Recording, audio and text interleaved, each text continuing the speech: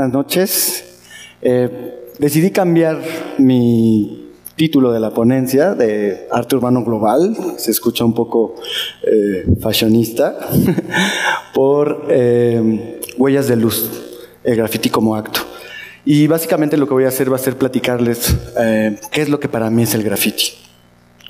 Yo comencé a finales de los años 90 a hacer graffiti y no sabía realmente pues lo que significaba para mí, no sabía el alcance que tenía realmente el graffiti y lo que se convertiría en mi vida. Yo solamente quería salir a pintar, rayar las paredes y pues de alguna manera eso del getting up, ¿no? El dejarse ver en el espacio público. Yo vivo en una ciudad dentro de una megalópolis, que es la Ciudad de México, con casi 9 millones de habitantes. Soy parte de una generación que fue marcada por, pues, la globalización exacerbada, la ilusión de la democratización de los medios de comunicación con la llegada del Internet. Me tocó MTV cuando era bueno, las caricaturas japonesas, pues digo, varias cosas de esta generación que es justo donde surge el graffiti en el planeta. Y vivo también en una ciudad llena de control. Todo está, digamos, producido, seccionado, dominado por los medios, la moda, la publicidad. Todo es un código que nos dice cómo debemos de ser.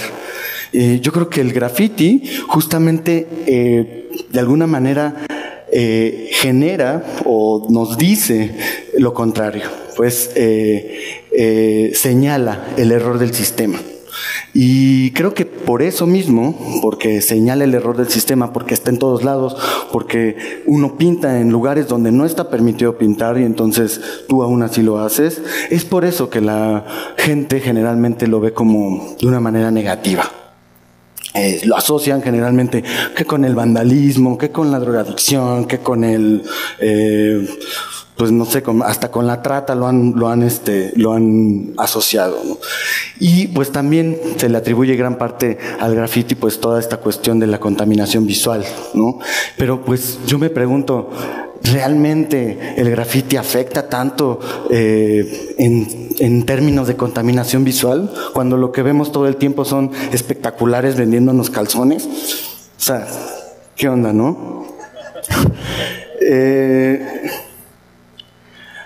Lo que a mí más me interesó del graffiti es que puedes estar en todos lados, desde el anonimato, puedes tener un diálogo sin que te vean, puedes estar oculto de alguna manera tu identidad, pero también creo que es importante porque el graffiti genera un lugar de enunciación política,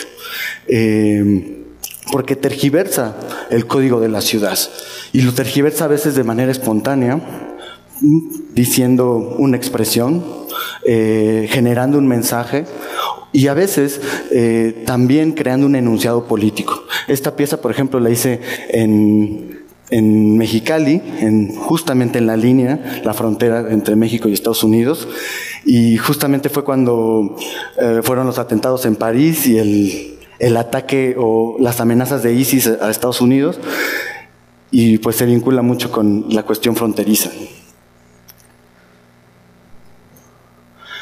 El graffiti también es escritura y la escritura, como decía Heráclito, toda la manifestación de la vida comienza desde la escritura y la escritura también para mí es un camino en el que uno va evolucionando con respecto a las necesidades que tienes. Ese cambio en el camino, esas necesidades que tenemos en el graffiti, nosotros lo traducimos como estilo. Parte de mi estilo pues tiene que ver mucho con el graffiti de Nueva York. Tenemos influencia del graffiti en Nueva York, pero también con el graffiti de Los Ángeles, el graffiti cholo, con los movimientos sociales, también nuestra historia. Me interesa mucho la caligrafía medieval por su potencia, por su nivel de pregnancia. Y de alguna manera también los mexicoamericanos utilizaron esta caligrafía medieval como una forma de resistencia, una forma de hacerse presentes. ¿Por qué? Porque esta caligrafía representa, digamos, lo oficial, ¿no? El prestigio. Con esa caligrafía se hacían los documentos oficiales. Y pues los mexicoamericanos lo utilizaban para eso, ¿no? Para decir yo también soy importante en una comunidad totalmente segregada, ¿no? Donde eran segregados. Me interesa mucho también la caligrafía japonesa, pero no tanto en el sentido de la pregnancia, sino en la expresividad plástica. Cuando uno estudia la caligrafía japonesa, es cuando hallas de alguna manera la forma espiritual que tiene el escribir. Y creo que eso es lo que más me llamó la atención. Otra dimensión dentro del trabajo que yo realizo, pues es la dimensión histórica de la caligrafía, ¿no? Mi estilo tiene que ver con esa búsqueda de los símbolos, con esa búsqueda de, pues, digamos, lo antiguo, y un poco la pregunta que me hice era como, ¿qué es la escritura realmente, no? Si la escritura es la instrumentalización del habla, o si más bien el habla proviene de la escritura. Y me di cuenta que en realidad lo que sucede es que todas las cosas que nos pasan, todos los acontecimientos nos crean una huella. Y esa huella, esa, digamos, acumulación de huellas, genera un texto, una textura en nuestro universo simbólico. Todo lo que nosotros hacemos, todo lo que nosotros decimos, nuestros actos, también son pequeñas microhistorias en el gran relato de la vida. Y creo que esa es parte de la filosofía de mi trabajo. En mi camino con el graffiti, me encontré con la caligrafía. Y yo creo que ese encuentro entre graffiti y caligrafía fue muy importante para mí. La caligrafía de alguna manera te define. Con la caligrafía puedes proyectar fuerza, puedes proyectar debilidad, puedes proyectar suavidad, pero también puedes proyectar miedos, puedes proyectar deseos. La caligrafía dice mucho y tal vez diga cosas de lo más profundo de nuestro ser. Ya tenemos el ejemplo, por ejemplo, de la grafología, ¿no? No sé qué está pasando ahí. Intento también mucho crear una conexión con el público. Yo sé que mi caligrafía o mi estilo es un poco críptico, que muchas veces no se entiende, pero de alguna manera tiene un impacto que a veces no es necesario tanto comprenderlo como para poder tener una conexión. En Valencia hice esta pieza que se llama Historias de una palabra y le pedí a las personas que estaban por ahí que me contaran una historia de Valencia con una sola palabra. Y lo que hice fue colocar sus nombres de esas personas y la palabra en una especie de memorial de 100 metros cuadrados. Y bueno, fue algo muy, muy bonito porque de repente la gente llegaba y buscaba su nombre, empezaba a descifrar lo que decía este memorial y se empezaba a hacer una conexión con el público de manera diferente. Entonces, bueno, ahí está la parte de la conexión con el público.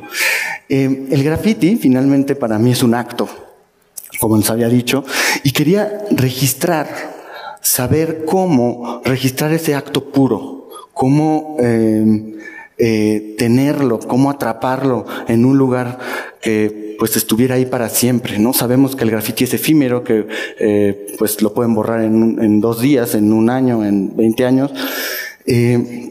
Entonces, una noche que estaba haciendo fotografía, jugando, me di cuenta que si movía mucho la cámara, se registraban muchas luces movidas, ¿no? Y ese movimiento de la luz lo llevé a la caligrafía, lo llevé al graffiti y empecé a hacer caligrafía de luz.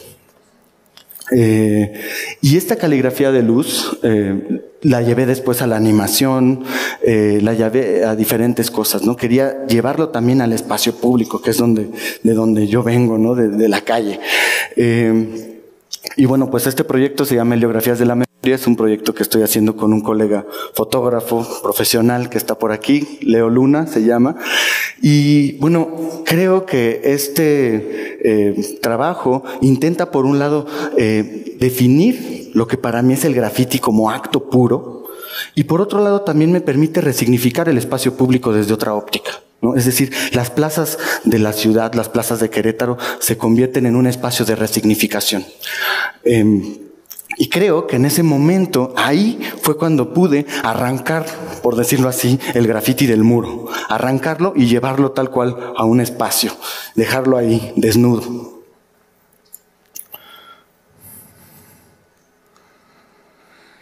El graffiti también es un acto político.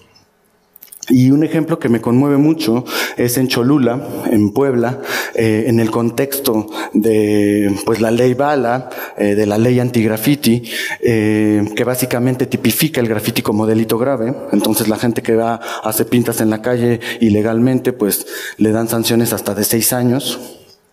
Nosotros no queríamos que obviamente se aprobara esa ley. Los colectivos y organizaciones marchamos, nos pronunciamos, hubo cabildeo para derogar esta ley y no funcionó. Al final se aprobó y una semana después de que se aprobó, Ricardo Cadena, un joven de 17 años, fue asesinado de un tiro en la nuca por el subsecretario de Seguridad Pública de Cholula. Y yo me pregunto, bueno, ¿qué nos está pasando, no? Esto demuestra perfectamente la ideologización que hay de la criminalización de los jóvenes que hacen graffiti. Un día me habló Fernando, el papá de Ricardo, y me dijo, ¿por qué no nos ayudas a hacer un mural en conmemoración de mi hijo? Le dije, claro. Fui con unos amigos y fuimos a la escuela donde estudiaba Ricardo y ahí hicimos este mural. Decidimos colocar una frase que dice, los jóvenes no seguiremos siendo víctimas de su violencia de Estado. Y bueno, sabíamos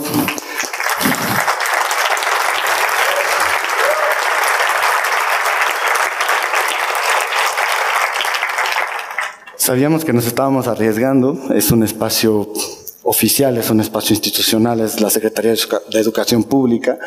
Y sí, al otro día pues quisieron borrar el mural, la comunidad no lo permitió y hasta la fecha el mural sigue ahí, ¿no?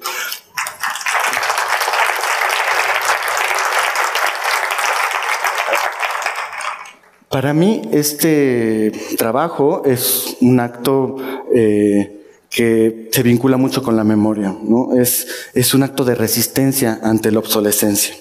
Y otro ejemplo que tengo de esto es esta pieza que se llama Apariciones. Es una instalación, son 580 placas de acrílico donde aparecen los nombres de los desaparecidos políticos de 1972 a mediados de los 80. El periodo pues en México se conoce como la Guerra Sucia. Y bueno, está hecho con tinta de seguridad, que es tinta UV, que es la que usan para los billetes, que no se puede ver si no hay luz negra. Entonces, la instalación tiene algunos lámparas de luz negra y cada vez que encienden aparecen los nombres de los desaparecidos y cada vez que apaga se van desvaneciendo. Esta pieza para mí es un homenaje a los luchadores sociales, pero también es un espacio de reflexión sobre la visibilidad y el ocultamiento. Es decir, cómo el Estado, por un lado, intenta desaparecer todo lo que exceda la norma, y por otro, desde la insurgencia, aparece esta recuperación de la memoria, ¿no? Este reaparecer, resurgimiento de la agenda política que tienen los movimientos, de lo que es el cambio social y sobre todo pues de la exigencia de justicia para los desaparecidos y asesinados. Para concluir, me gustaría comentar que todo acto es una huella, y es una huella que mueve y remueve significaciones. A veces genera otras. Cuando nosotros caminamos por la playa, cada paso genera un movimiento de esas partículas de arena. Cuando yo empecé a hacer graffiti, eso era lo que quería, dejar una marca por aquí, por allá, remover la las partículas que me rodeaban, quería cambiar mi modo de vivir la ciudad. Quería hacer otra cosa, tal vez, no sé, tal vez cambiar el mundo, pero finalmente creo que la huella es el sentido que le he imprimido o le he impreso a mi vida. Muchas gracias.